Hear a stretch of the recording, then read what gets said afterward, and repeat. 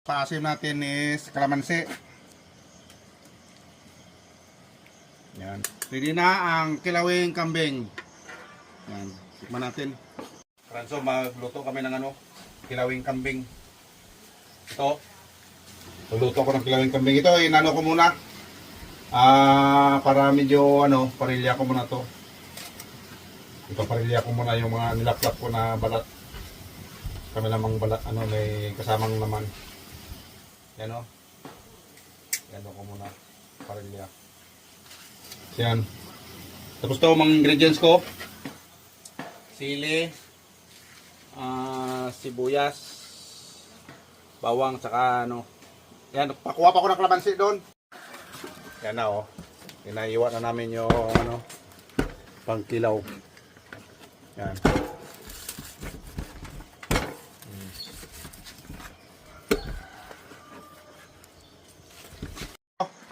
Ito, naiwa na yung kilawing kambing. So lagyan ko na ng itong ingredients. Yan. Lagyan ko na. Yan. Tapos ipaasim natin is kalamansi. Yan. Lagyan natin ng konting asin muna. Yan.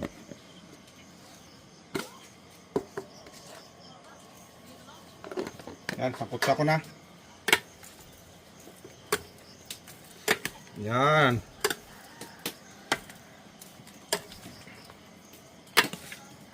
Yes, ayos to. Sarap to. Yan, kanso. Ito na yung kilawing kambing. Oh. Yan, the best yan. Ito masarap sa kambing. Kilawin.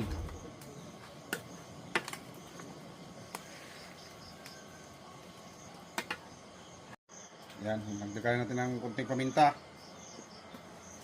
Ang kilawin yan. So yan. Depende yan sa templada nyo. Ang pagtimpla ito depende sa pamnasa nyo kung okay na sa inyo. Yan, okay na yan. So yan, ready na. Ready na ang kilawing kambing. Yan, tikman natin.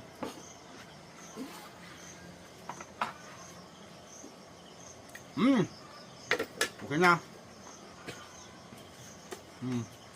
Thank you for watching mga karanso.